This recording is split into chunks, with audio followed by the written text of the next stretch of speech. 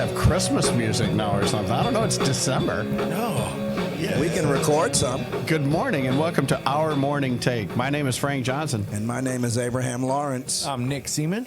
And I'm Tim Goetz. Our goal here is to describe for you the movie that is going on in our head when we read the Bible.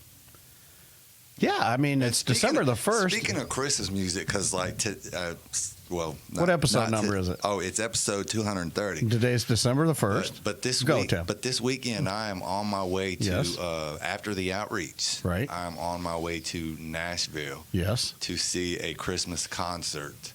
By Tommy Prophet. Listen, if you guys have not listened to the album The Birth of a King, mm-hmm. you have not listened to Christmas music. Oh, wow. Check that out. It is phenomenal. And he actually, last year was the first time he did the live show in Nashville for the first time last year, and he actually recorded it. And so the whole concert is on YouTube. You can watch it.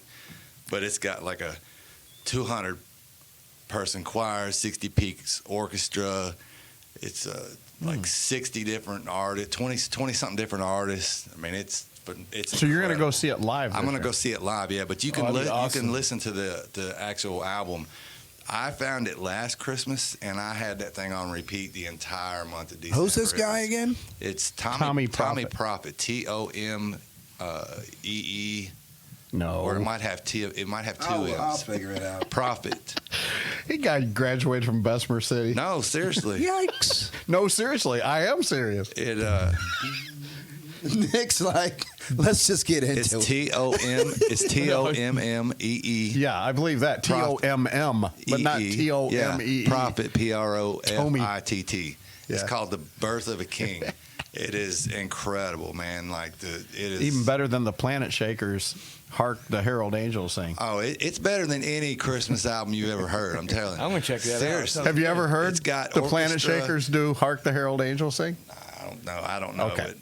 Yeah, see, I got you. Because just knowing the kind of music you like, I'm going to play that for you, and you're going to be like, oh, man, that's phenomenal. But this is a cross between I know what you're saying. Trans-Siberian Orchestra and, because this is really cinematic and just, it's sounds good. cool. I like that It's really stuff. good. Yeah. Tommy Prophet well, never mind. Go ahead. Thank you. You get your own podcast. You can do all of this.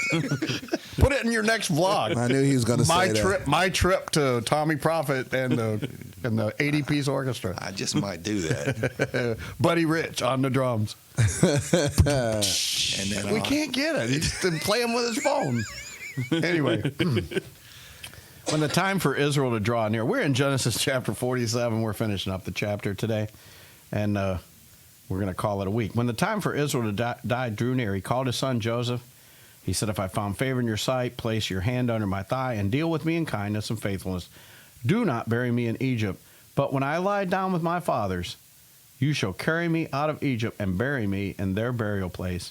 And he said, I will do as you have said. And he said, swear to me. So he swore to him. And then Israel bowed in worship at the head of the bed. And Tim mentioned yesterday why it was so important for Jacob to be buried with his fathers. Well, before we even answer that. Yeah, I knew you had something else, but Before we even answer that, is it a coincidence that it's just him and Joseph and not the whole family? Does he not trust these guys to do the right thing?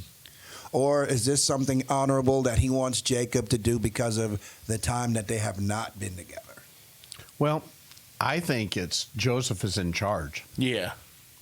I mean, not just of the family, but of literally everything, the yeah. whole land. He can make it happen. He can make it happen. Yeah, I agree, Nick. You're absolutely right.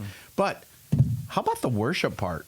Mm-hmm. Do you remember Joseph coming to his dad and saying, there's all these stars and the sun and the moon? Sorry, goosebumps for a second. Worship I forgot me. about that. Yeah. And he literally worships him here. And even, didn't Jacob and Sarah kind of, Well, he just Not said Sarah, he just said he pondered it. Rebecca, it seems like they're kind Rachel. of like. It was Jacob and Rachel. Yeah, but didn't they even say, oh, what are you talking about, boy? Well, Jacob Yeah. did. Jacob Yeah. asked him questions like, Yeah. why are you bugging your brothers like this? Stop it. Yeah. Have a little more discretion. But it does say that he just pondered these things because guess what? he did end up worshiping his son. Yeah, sure Or did. giving him worship. I mean, not Yeah. like in a godly way, but Right. he's giving him respect, which is what Joseph said you're going to do. One of these days, you mean me, your dad, and your mother, we are going to, he goes, yeah, you are. And they did. So how about that? That's the end of the 47th chapter. We only have 3 more chapters. We have 4 weeks left in December.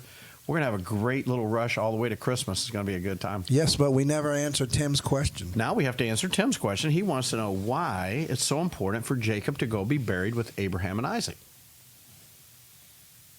What do you think? Oh, go ahead. I mean, anybody can just jump right in. For I it, mean, Nick. What do you think? I got a thing. Well, they had different customs back then. Now, biblically or spiritually or whatever, I don't know exactly. So what do you think about the custom then? It's a family plot? Yeah, it's a family plot, and it's just Just because buried in a family plot? well back then they wanted to. It's very important to them how they were remembered. yes. You know, so they go to that place and here's all the forefathers and stuff, and they know that their children and grandchildren and great grandchildren, when they see them there and they hear this, they've already heard the stories about them. You know, they always set up the stones and stuff like that. They see this is where they're at, and that honor keeps going on. But do it's you just, know? so it's just a custom thing, not necessarily And here's- a biblical. Oh, I think there's more. Oh, yeah, there's a lot. But here's the biggest key out of all of that. And I agree 100% with everything that you said. But this is not Jacob's home. He don't want to be buried here. Well, Egypt, he doesn't. Yeah. No. Egypt is not his home. He's like, nope. All of my people are down here. You got to take me there. Swear to me. Put your hand under my robe or whatever we're doing. You got to promise me you're going to do it. Because it's not his home. But see, that's where I'm just thinking, like, I don't really care where I'm buried once I'm gone, because I'm gone. Like, drop me in a pine box in the middle of somewhere. I don't care. And it wouldn't matter. Yeah. And it wouldn't matter. Not to God, not to you. Yeah. Here's the thing, though. When God refers to himself as who he is, when we get to Exodus, and we're almost there, we get to the Moses story, and he comes for Moses at the burning bush. He says, I am the God of your father Abraham, and Isaac, and Jacob. He always says, I am the God of Abraham, Isaac, and Jacob. Yep. They are the patriarchs. They have to be together. And trinities are important, I think, to God, because we have the Father and the Son and the Holy Spirit. And even though Trinity is never mentioned in the Bible, there's a ton of threes, and this is another one of those threes. Notice that Esau is not buried in there.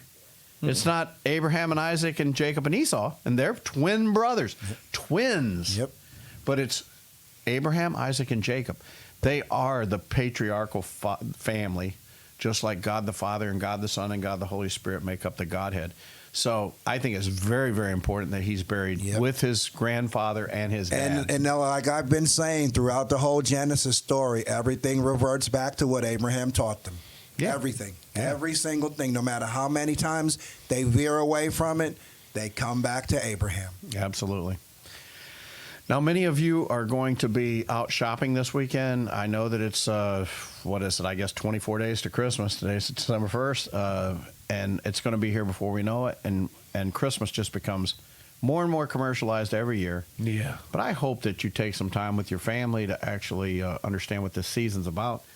Go to church. Man, going to church right now is like really a fun thing to do. They probably have a lot of cool activity. Tim, don't you have like a play coming up or something that you guys are going to do at Dallas? We do, yes. What is that? Christmas production. It's going to be a two actually during the 2 times. I think Saturday night and Sunday morning. On what day? The weekend before Christmas? Christmas is on a Monday. So is it the 22nd and 21st? It's the 16th and 17th. Okay, so it's the week before. Yeah. Oh, wow. Yeah, So so, there it's you go. Saturday I'm going the to get me a 16th. bag of tomatoes and come there. Yeah. Well, you need to. I'm actually in it this time. That's why I said I'm bringing a bag of tomatoes. That is Restoring Hope. And you never can get the address right. Do you have it right now? It's 1038 Exactly. Dallas Stanley? Dallas Stanley Highway. Dallas Stanley Highway. Yeah, so head out there December 17th. Who are you playing in this production? I am Gabriel. Oh, He's playing Sir Gabriel. I was The promised. angel. I was promised a really cool costume when they asked me to be in this. So I'll tell you what, if they ever did a movie about Jesus, they need to have you as the guy at the pool because you would do great at that. You've been here 38 years? You still can't figure out how to make video work. That's cutting me low. Maybe next week. We needed a rim shot right there. Go to church. Please go to church.